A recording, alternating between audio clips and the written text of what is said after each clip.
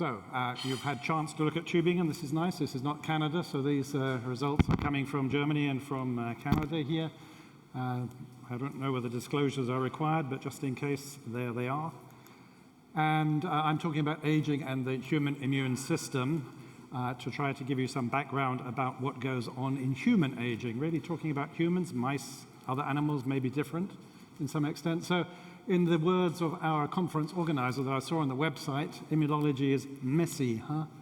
So this is a warning, and I believe it actually is extremely messy, and one has to be very careful about making statements in a general manner that may not be perfectly applicable to certain circumstances, particularly different human populations.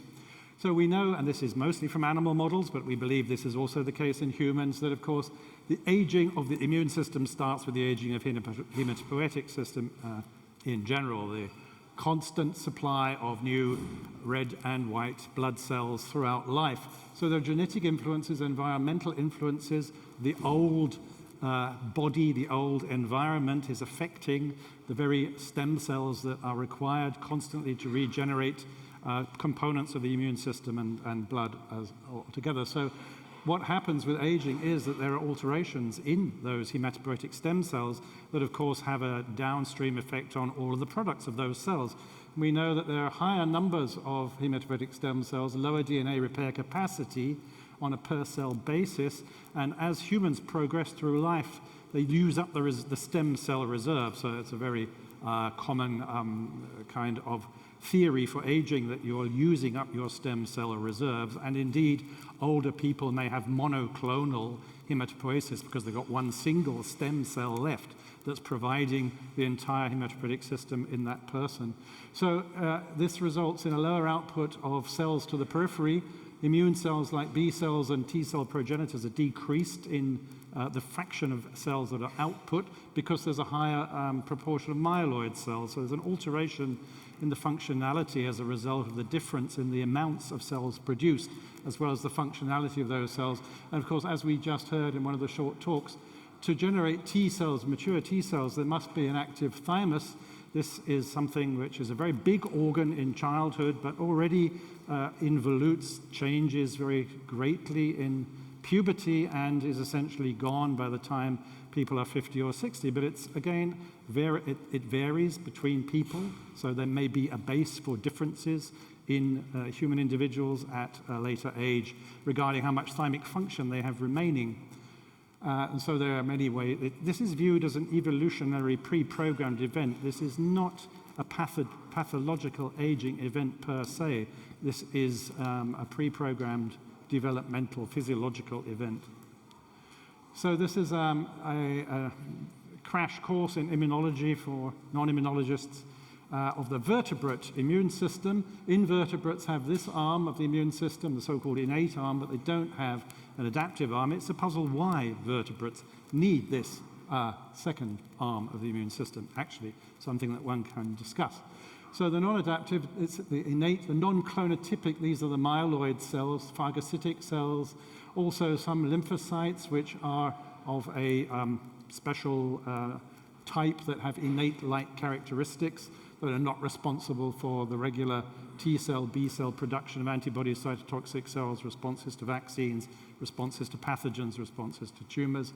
So dendritic cells, a specialized form of phagocytic cell, must pick up antigen, process the antigen, and present this in the form of short peptides bound to major histocompatibility molecules, HLA, in humans, to T cells that then have to undergo differentiation, clonal expansion differentiation process to generate effector cells that will help B cells to make antibody and will become cytotoxic effector cells that can kill, for example, virus-infected targets or cancer cells as well.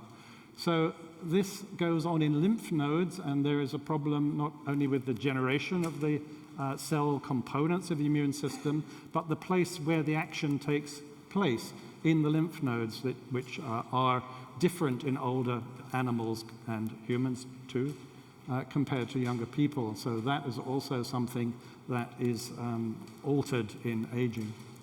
So what's unequivocal Some things are simpler. One can say that many of the differences seen in the blood between older and younger people, so we mostly look in blood because it's hard to get other tissues in humans. Sorry, I'll keep still.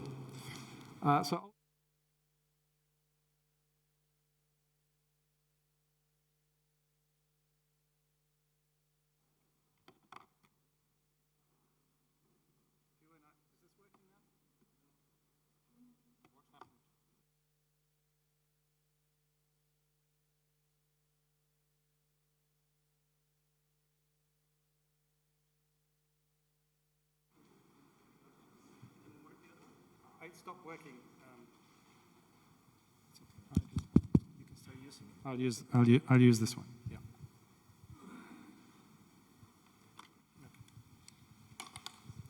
Apologies. Should have gone up there after all.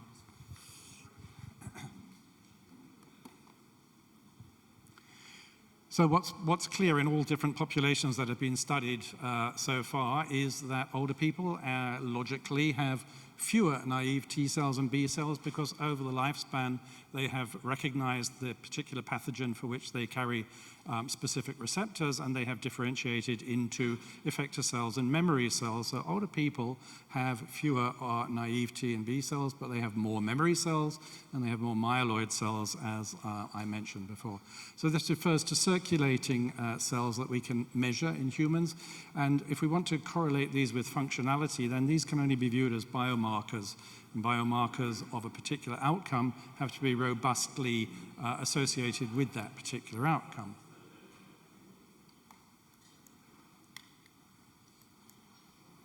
One thing that confounds the assessment of the proportions of naive T cells and B cells and other cells in the blood of older humans is this fact that many people are infected with a particular herpes virus, amongst many other herpes viruses and other pathogens, which for some reason has a a reason that's still not known, has a much bigger impact on the distribution of cell types in the blood than any other virus. This is cytomegalovirus, human herpes virus 5, which establishes a persistent infection. It's usually asymptomatic. It's never eliminated by the immune system. It's very similar to Epstein-Barr virus in that it can infect immune cells, but in the case of CMV, it's the antigen-presenting cells as well as others that are directly infected with the virus, and this may be why it has this particular striking effect.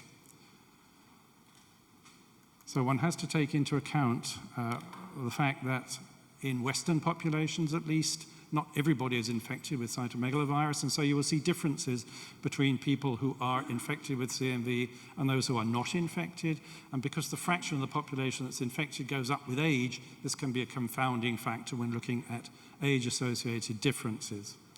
I'll just show you a very little bit of data here. If we just look at N, these are the naive cells, not yet seen antigen. According to an analysis of a surface marker expression on these cells, we can say that is a naive T cell that hasn't yet seen its antigen. And in young people who are not infected with CMV, you have a very high proportion of these naive T cells in the blood. But you can see that if they are infected with CMV, the plus here, there's already a decrease in the proportion of these naive cells. So CMV is driving that. But in older people who are not CMV infected, you can find them in Western countries at least, there is of course a decrease in naive cells. They've seen other pathogens, but it's much greater in the presence of cytomegalovirus. And if we just look at the other extreme of the late stage memory cells here, we see that young people have very few of them, but again, there are some present when the person's infected with cytomegalovirus. So it's CMV driving this as well as aging.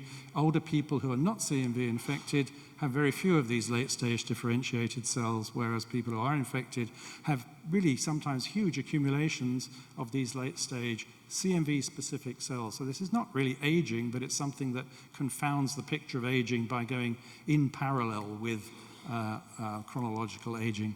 You can see here in the US N. Haynes study, this is a 14,000-person epidemiological study, that people who are positive for antibodies against CMV, which means they are infected with the virus at different ages here throughout life, the proportion of infected people goes up with age, and this is dependent on socioeconomic status. More money, less likely to be infected with CMV. It's to do with hygiene and so on.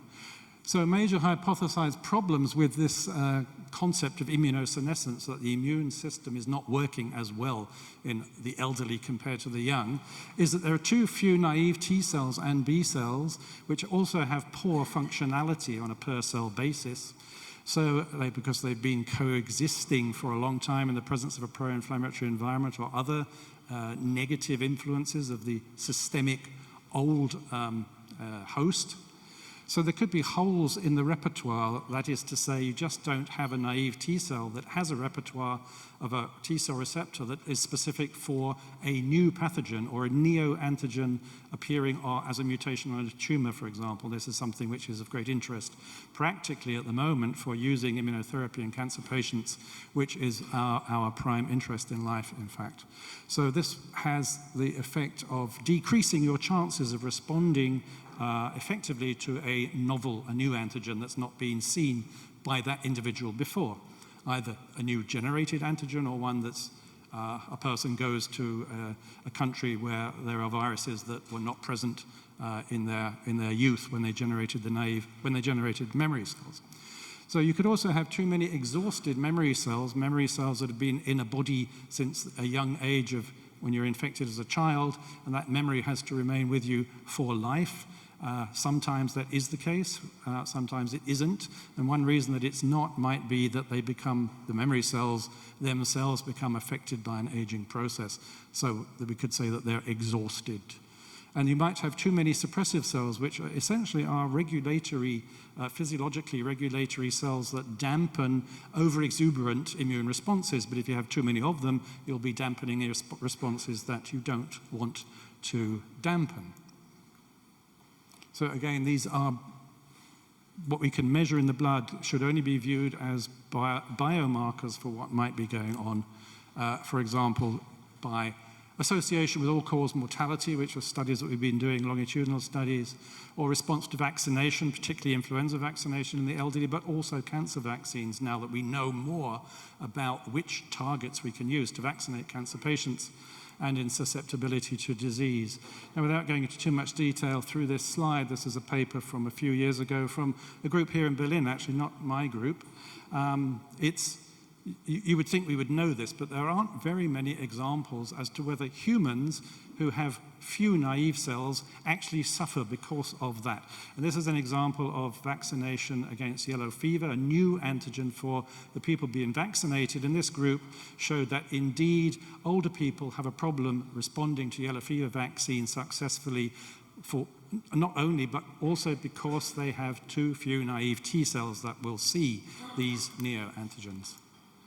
But that's not always the case. It depends what the population is you're looking at. Here we have looked at, and this is work from my group now from some years ago, this is a Dutch population that's already 89 years of age here at time 0, and there's a follow-up now for survival over 7 years, and people who have larger numbers of naive T cells do not have a survival advantage. It's because they're not being challenged by new antigens. They're living at home from 89 years to the time of death here. So it depends on the circumstances as to whether the marker you're looking at is something you say, oh, it's age associated, that's bad, we need to fix it. It's not necessarily the case. You've got to take the context of this. So it's the same with the suppressive cells. If you have too many suppressive cells, and it looks like from also rather fragmentary data in humans that this can be the case, you might say one should get rid of them because this will then reduce the immunodeficiency of aging. But these are physiological regulatory cells, so they're also there to help control autoimmunity, for example. So actually we did a study, a very small study here, not published, from Alexander Martens, where for the myeloid-derived suppressor cells, this very important in cancer, in many different cancers, higher levels of MDSCs in the patient, bad for prognosis, but we didn't see that there was an increase in these cells in healthy older people. Each dot is a human here younger and older, not really much difference in average, but you can see between individuals, there's a lot of difference here. There might be younger people with very few, older people with very many, and the other way around. So humans are outbred. There's a great deal of inter-person heterogeneity that needs to be recognized. So personalized medicine is required. A person is not the same as the next person sitting next to them, even in the same population, as we saw to our surprise in some studies.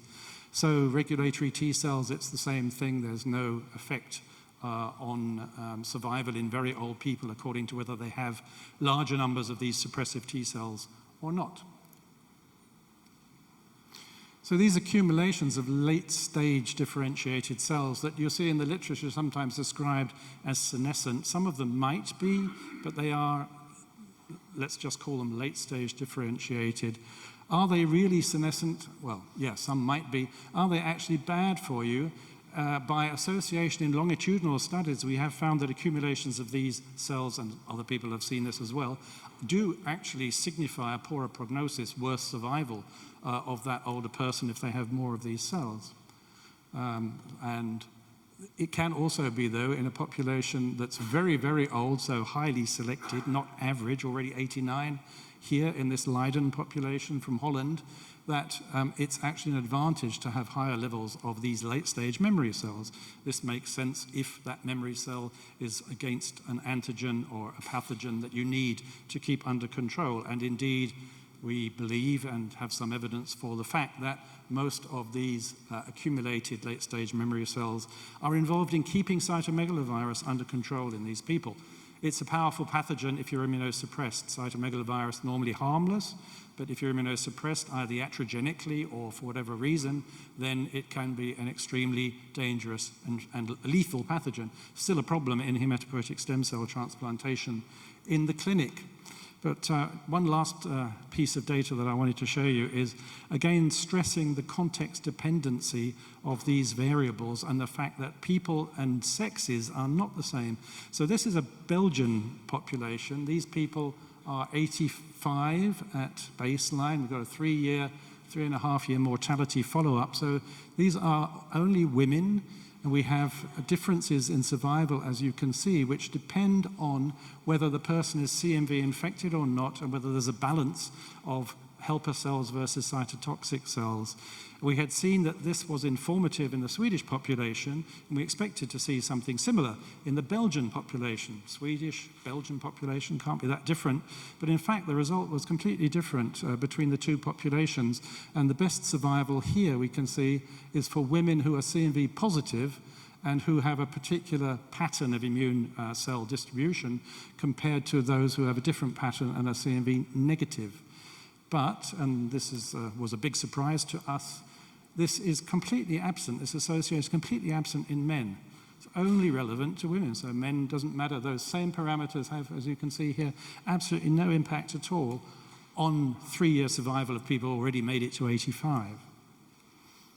And finally, just wanted to say that there can be advantages to being old if you are, we now really believe this is the case, if you are a melanoma patient, a late-stage melanoma patient receiving immunotherapy. This is not our study, this is a study from Caroline Robert in Paris, who showed that complete responses to the current standard of care in the meantime, immunotherapy with an anti-PD-1 antibody in metastatic melanoma, complete responses in people older than 65 are present in a higher proportion of the patient population than in a younger population. After they corrected for various different confounding factors, the only thing that correlated with this improvement was age. And we believe that this, again, is not age per se. But so the bottom line here is that age-associated changes in the bone marrow already at the beginning of the hematopoietic process, the beginning of blood cell production,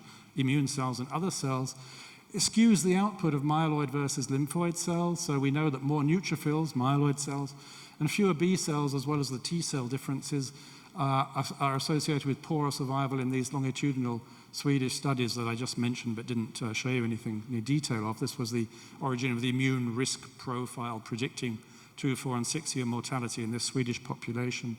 The thymic involution drastically reduces the output of naive T cells after puberty, but that doesn't necessarily matter.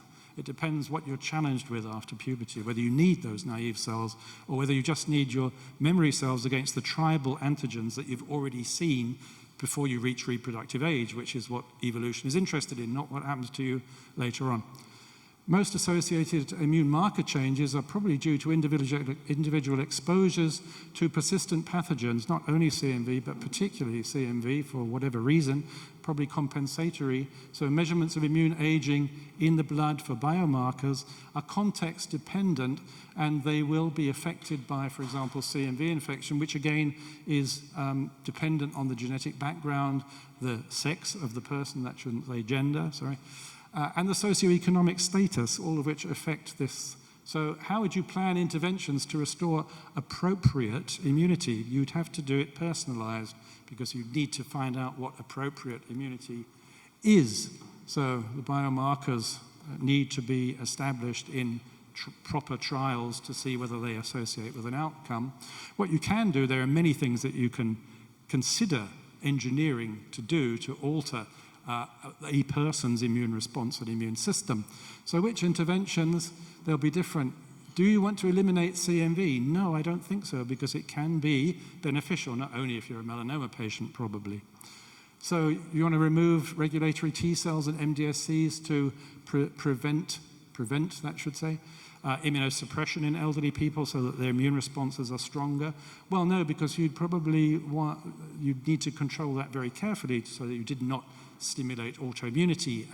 We have enough problems with diabetes and other autoimmune diseases in the population, not only the older population, already. So maybe also inflammaging is this concept of increased inflammatory status in the elderly is important here. So I think the best bet is to maintain immunological memory for previous exposures. That's what you need because you were exposed. Memory might fade. You need reboosting. You need tetanus toxoid vaccine every 10 years.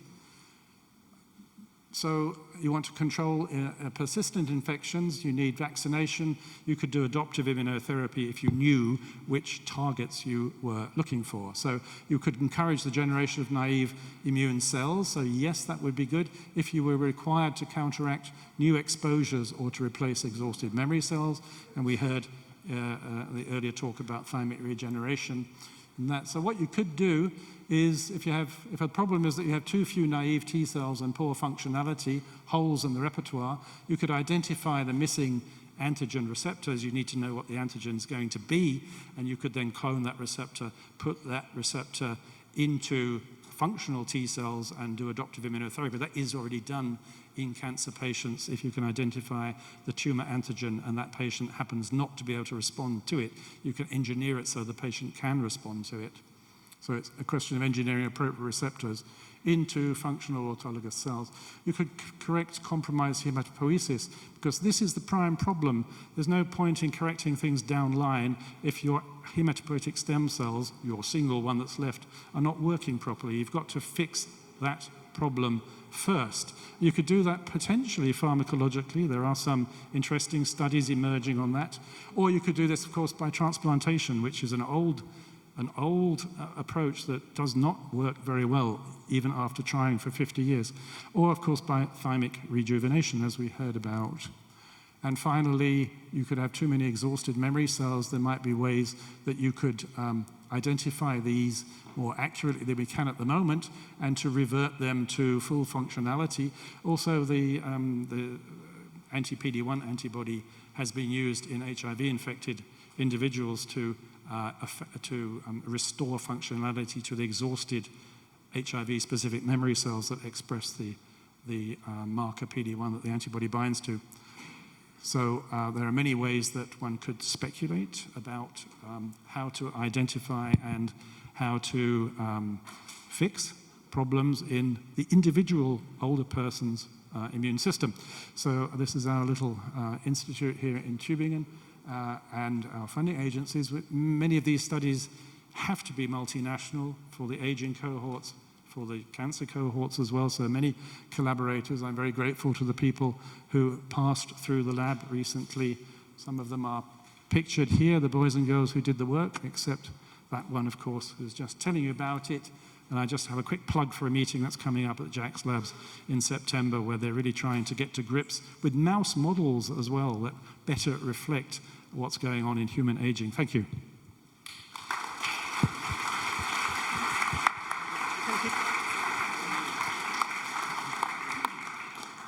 All right, we have time for questions. Yep. Good afternoon. Thank you so much for that.